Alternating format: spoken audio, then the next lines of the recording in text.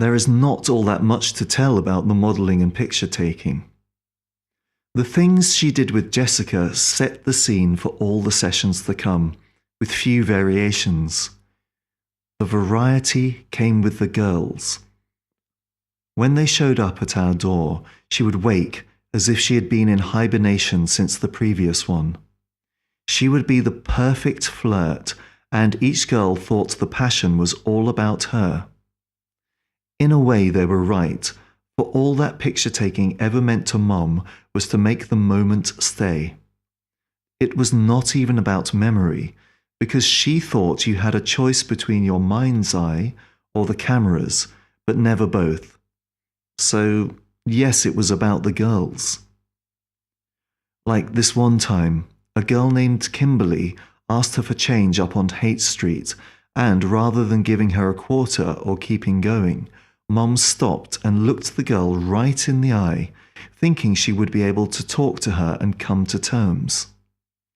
The girl was ugly enough to make your eyes water, but there was a grotesque, impish kind of charm about her, a unique puck face Mom knew she would never see again. So she believed arrangements could be made and both be happy. It pains me to tell you this story, because it makes Mom look the fool. She promised the girl money for the pictures, and this alley cat thought about it for a minute, then asked, could she have an advance so she could buy something to drink so they would have a good time taking the pictures? Even if you have not seen American Graffiti, you'll be able to guess what happened next. Mom watching the door of the liquor store for a girl that would not come back out. Then going in after her and seeing the back door to the parking lot before she was halfway inside.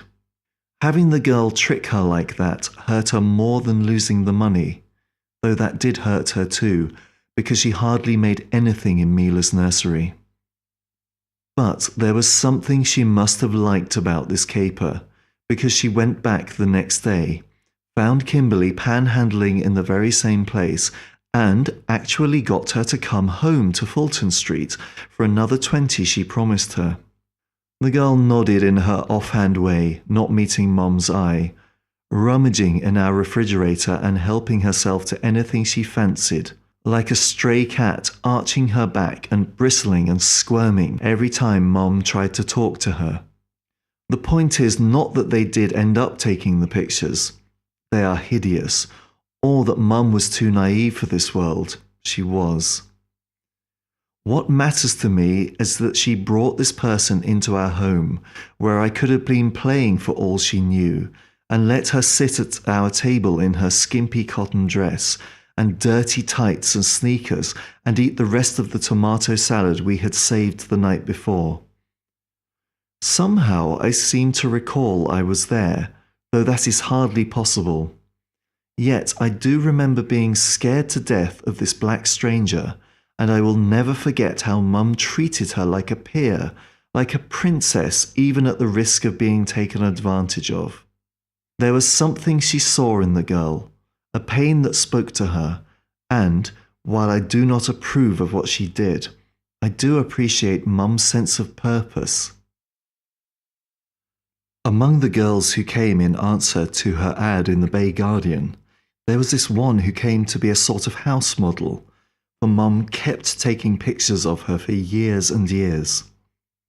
I forget what her name was, but Mum called her the Countess because, not unlike Kimberly, she would come in and take over without compunctions, ask for a cup of coffee or glass of wine, and eventually would not even bother to ask, just help herself, and clean out the refrigerator as if a famine had struck the cabbage patch she came from. Which was unlikely because she was quite chunky.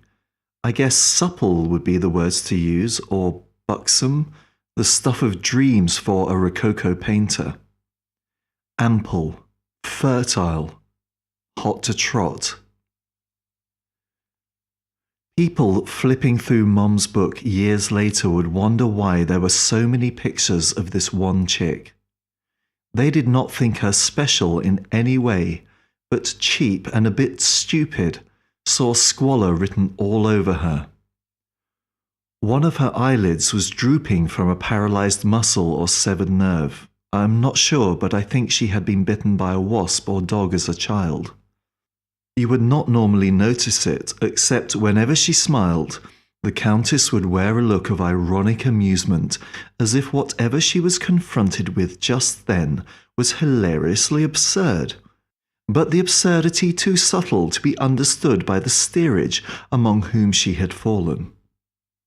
Mom loved it.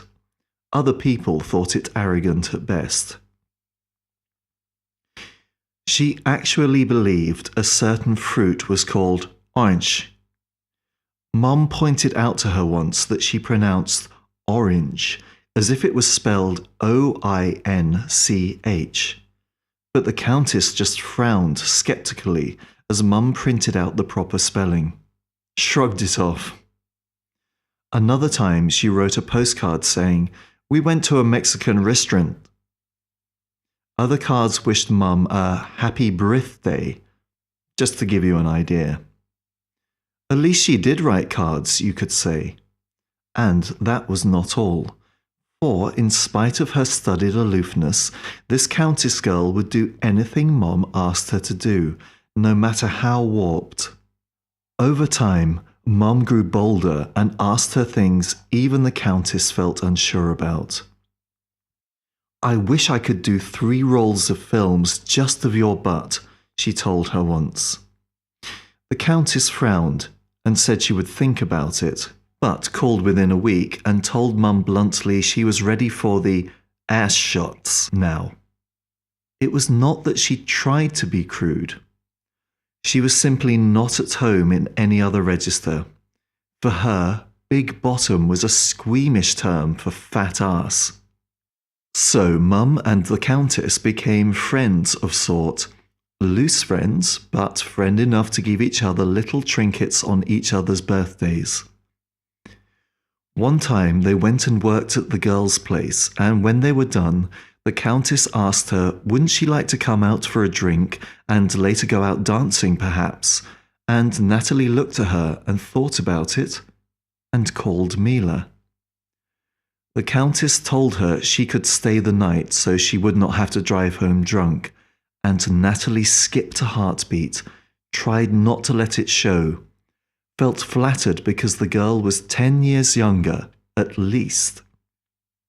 So she stayed, and the girl cooked a little dollhouse dish, nothing more fancy than macaroni and cheese, I am sure, and while they supped together she showed Natalie an album with childhood snapshots.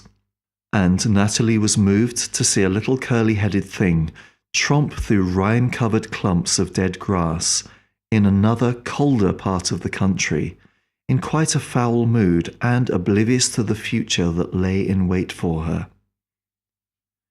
It pained Natalie to realize that there were people out there who had known this girl from birth and cared about her, or failed to care. For the Countess told her she had grown up in the care of her grandmother because her parents had separated, her dad wanting to be a hippie and her mother a gallery owner, though they would never be anything but deadbeats, either one of them. It's crazy what happens to us, Natalie thought, and watched the Countess for clues until the girl grew self-conscious and cleared the table and told her it was time to go. She gave Natalie some of her garish finery to wear, as Natalie's own clothes obviously would not do, then led her to the place to be, let Natalie buy her a drink or two, stepped out onto the steel plate of the dance floor, moving deftly and with aplomb, her stubby arms aflutter like the wings of a bumblebee, fingers spread in fans. She did look happy and toothsome and very fertile out there, and Natalie thought, she's just lovely. Later, back home, the Countess lent her a Betty Boop shirt for the night, and on her narrow mattress they shared a single cover, spooning. But when Natalie let her hand reach around and touch down on the other's tummy, the Countess stopped her hand and said, "No clutching." Pretending to be amused, Natalie smiled to herself there in the dark and thought this younger generation a valiant one. Why would she think that of me? She wondered, never quite realizing that she only had herself to blame, as she had positively wooed this chick and taken pictures of her not too kinky, but way too intimate. It took Natalie the longest time to fall asleep in the dank smell of poverty that emanated not just from everything in the flat, even the clothes she had borrowed, but from the girl's very skin. Cheap laundry soap and deep-fried foods, generic cigarettes and twice-breathed air. In the morning, Natalie left almost before she had finished her coffee, and the times she needed the Countess became few and far between.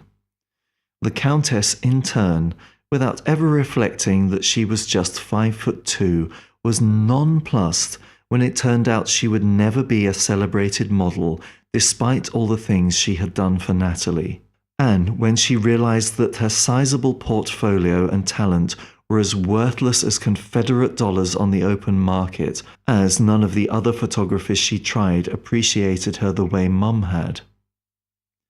They thought her chunky, never clapped their hands like Mum had, and certainly did not call her the Countess.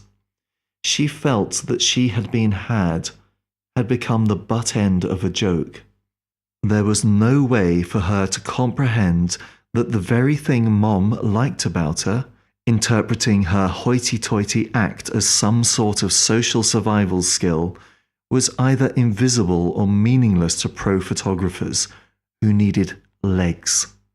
The misunderstanding went both ways because Mum, who did not mean to trick her, thought she was doing the right thing when approaching her as a person more so than a model.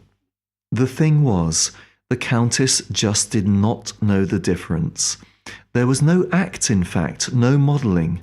She only had that one life. This one time, Mom made me model with the Countess, perhaps to show her how special she was, or perhaps to treat me to a closer look at the magic. I did not see it, hated every minute of it, was disgusted by the air this girl put on of being a professional model. She smelled a bit like goat. Maybe it was that time of the month, and me too young to think of that. You know, not every girl would cancel a session just because they got their period. They would tuck the little string end into their lips and never even bring it up. Most, though, would plead a headache or a migraine, too embarrassed to pronounce the word, but very relieved when Mom did. Anyway, to this day, I associate the Countess with a rancid smell and with the bogus claim to fame that Mom encouraged in the girls. They thought the book would sell like hotcakes, and Mom did too. So disappointed when it flopped. After that, the girls who used to call up like distant relatives quit calling one by one, though some had other reasons not to call again.